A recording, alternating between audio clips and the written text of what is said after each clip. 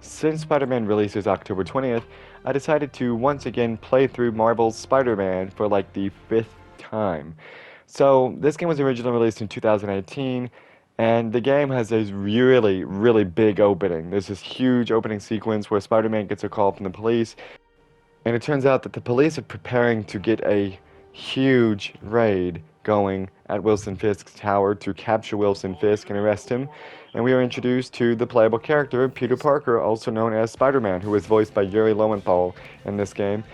Insomniac decided to make their own unique version of Spider-Man, where he is a veteran, has been Spider-Man for a handful of years, and they decided to base the game more off of the modern comics of Spider-Man, not necessarily the 70s, 80s, or any of the movies, but their own unique version of Spider-Man, heavily influenced by some of the more recent comics of the last 10 years. And we have some of the more recent characters introduced here, like Yuriko Watanabe, who is the captain of the police, and she appears in this game. She's a very recent character in terms of comic books, but I appreciate Insomniac for making their own unique version of Spider-Man, and he's a veteran, so there's no origin story or anything like that.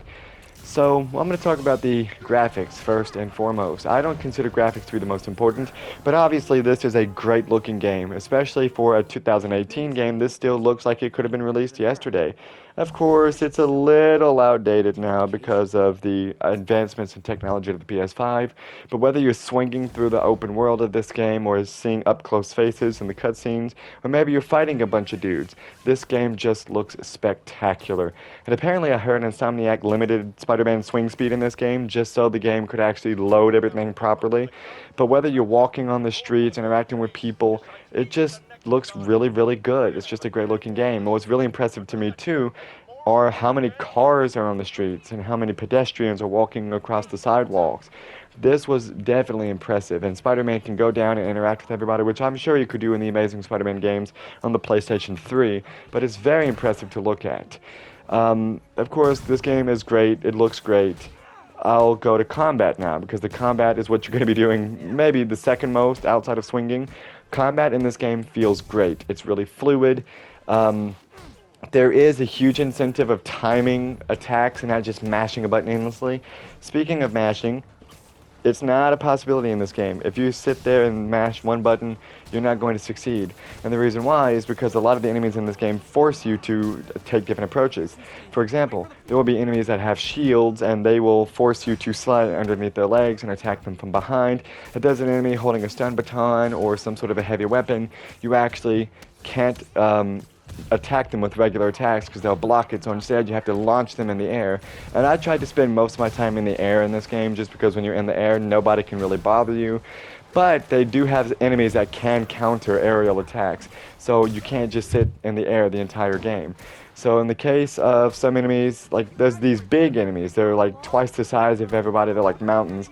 You can either web them up and swing them onto a wall, or you can throw objects at them using the web throw feature. So in this game, the combat is really fluid, it's great. It allows a lot of freedom too, because you can take down one enemy 4 or 5 different ways. And there is a focus meter which is located just beneath the health bar. This focus meter is upgraded to have up to 3 bars, and you can spin this meter on health by pressing down on the D-pad, or you can use circle and triangle at the same time and perform special moves, which are finishers, that will immediately defeat an enemy. Some enemies, like the smaller dudes, only have 1 bar, whereas the bigger guys, the mountains that I talked about earlier, per se, they need 2 bars to be taken down. And sometimes you will get the occasional guy with a rocket launcher or, you know, a machine gun, some sort of assault rifle, and you will need to dodge those guys occasionally. But you can also dodge with circle. And if you dodge just before you get hit, it's a perfect dodge, and that allows you to perform a counter. And there are some enemies, like this guy, who you can only counter after dodging. So the enemies do force you to switch it up in this game, and that's what really helps to keep the combat fresh, because you sometimes have to prioritize certain enemies over others, and the combat is just great in this game. It feels great, it's really fluid, it's responsive, and most importantly, it's really fun. Sometimes you can also use traps that are laid out, like you can throw barrels at them, or you can collapse entire scaffolding on top of them. And there are different types of gadgets that you can use as well, like electric webs, impact webs, concussive blasts, and those can help assist in many combat situations. But there's also stealth as well. Stealth in this game is quite simple. There's a marker to tell you whether or not enemies are safe or in danger. You can use webs to distract them. Whenever they're marked safe, you can take them out with either a web strike or a perch takedown. This game doesn't force stealth that much, but obviously a stealth encounter can be much easier, or rather a combat encounter can be much easier if you use stealth to assist. But I thought that the stealth is pretty fun and rewarding in this game. And speaking of stealth, we have either your favorite or your absolute least favorite, depending on how you view it, sections in the game. The Mary Jane stealth sections. Whether you're in the Grand Terminal, or you're in Wilson Fisk's Art Museum, or you're at a Sable camp, the Mary Jane stealth sections are definitely a change of pace. It's not the fast, breakneck speeds of playing as Spider-Man. Instead, you're very carefully making your way through these Sable camps or whatever it may be, trying not to get spotted by the enemies, throwing out a tracker. If you're in the Grand Terminal, you can actually get Spider-Man to assist you in combat. Or you can just kind of sneak past everybody as Mary Jane. And you do play as Miles in some of these. So technically this game has 3 playable characters, Spider-Man, Miles, and MJ at certain points. I know that a lot of people absolutely just don't like these sections. At least with Miles, I try to differentiate it by having you like hacking and stuff like that. Um, and also the fact that you had to do these like 5 times in the game or 6 or something like that.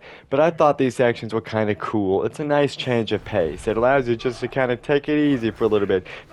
And by take it easy, I mean sneak past the Rhino. But sneaking away from the stealth sections for a little bit, see, that's called a segue. We have swinging.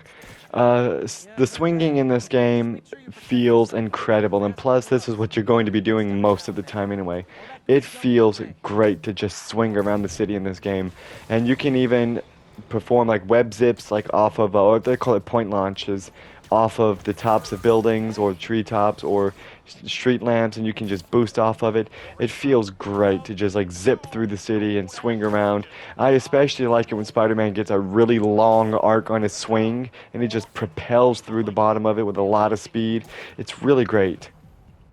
Especially when you jump off of a very tall building, like the Empire State Building, and you can press L3, and Spider-Man will do a big giant dive bomb, and you can swing just before you hit the ground, and it's great. You can prioritize height by jumping off the top of your swing, or prioritize speed by jumping off at the bottom of your arc. But either way, it's incredible to just swing around the city in this game. It's great fun, and it's really enjoyable. Therapeutic, some might even call it. My absolute favorite time to swing is at night, where you can absorb all the city lights, or when it's raining. I wish you could change the weather in this game, but oh well, what are you gonna do? The swinging in this game is just fantastic. Speaking of, we have the story, because Spider-Man swings through the story. Anyway, Spider-Man, or Peter Parker, works for Dr. Otto Octavius at Octavius Industries, where he has a neurological disorder and is trying to create these big arms to help not only him, but other people as well. But Octavius is increasingly dismayed by the lack of funding from Oscorp Industries, and Spider-Man is having relationship issues with Mary Jane. She is a reporter who is set to investigate the Devil's Breath, which is the serum that the demons possess. And we are introduced to Miles Morales, who is still grappling with the loss of his own father due to a terrorist attack caused by the demons in this game. And of course, photo mode comes in handy sometimes in this game. But all joking aside, he's still grappling with the loss of his father and volunteer works at Feast. Feast is a homeless shelter run by Aunt May and Martin Lee. Martin Lee in this game tries to help as many people as he can, but he also has a secret nightlife where he's Mr. Negative. Mr. Negative is basically the second biggest villain in this game. But since this is a Spider-Man game, other stuff has to happen. Now, due to Kingpin being captured at the beginning of the game, there's a big power vacuum between the gangs, and the demons are fighting Wilson Fisk's gang. and all this stuff happens. So Spider-Man works with Yuri Watanabe, the police chief, to help ensure that everything happens according to plan. But Silver Sable is called in by the mayor just to make sure everything's still under control. And because this is a Spider-Man game, the Raft, which is a maximum security prison, has a big giant prisoner riot, which causes all of Spider-Man's biggest, baddest villains to break free of prison, because this is a Spider-Man game. But it does make sense because Spider-Man's been a veteran, so of course, naturally, all of his biggest villains would break out of this maximum security prison that's called the Raft. And then you have to chase Electro through this big, giant set piece that's really wonderfully designed. And now we have the Sinister Six in this game. And these are the big bad guys. This game does include some pretty big set pieces and action sequences too, such as Spider-Man trying to stop a train and even referencing the famous scene from Spider-Man 2. With that totally worked last time, which I think is a very interesting line, because this obviously does contain even more references to other Spider-Man related media and also some movie references too.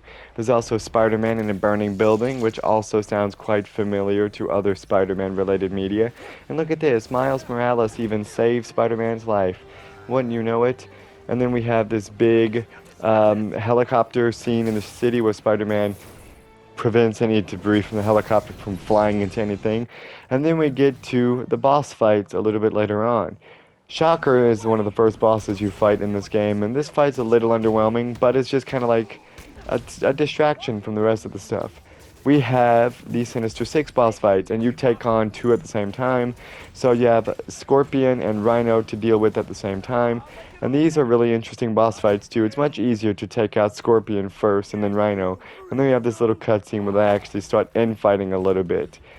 This one was really cool actually. This isn't my favorite though. My favorite of all the boss fights was when you fight Electro and Vulture at the same time. These two bosses fly, so you're airborne the entire time, and this one was the most interesting fight. A little underwhelming, but, you know, this one was the coolest. And then you fight Mr. Negative. This is actually the second time you fight Mr. Negative. The first time was on the train, and then there's this encounter. And Mr. Negative is actually my favorite boss fight in the entire game, but the big, bad final boss is Dr. Octopus. And there's this big story with Spider-Man, who was Dr. Octopus' student, and he's really reluctant to fight Dr. Octopus, but also he creates this anti-Ock suit. It's a suit specifically designed to counter Dr. Octopus, and you even fight him on the side of a building here. So this is the big climactic final boss. Now getting into some of the side activities, we do have Just the Facts with J. Jonah Jameson. In this game, J. Jonah Jameson is like a conspiracy theorist where he's always framing everything on Spider-Man. Everything is always Spider-Man's fault. It's a really interesting twist on this character. Now getting into some of the other side activities, because those technically are collectibles, we have the backpack collectibles. These backpacks contain a lot of little pieces of information about the lore in this game, and I think these are a great way of fleshing out the world of Spider-Man by having him talk about something from his past, like a spider plushie that was never made due to the inability to get likeness, or a recipe or something like that. Those are really interesting. And then we have photo ops. We have landmarks in which Spider-Man can just swing by and take a picture of a famous New York landmark. And there's even secret photo ops too, which don't show up on the map. These collectibles are really enjoyable to get. Typically, collectibles are the bane of my existence, and I just don't bother with them half the time. But in Spider-Man, the collectibles are really enjoyable to get, whether it's the backpacks that help to flesh out the lore, or taking a picture of a landmark in New York City.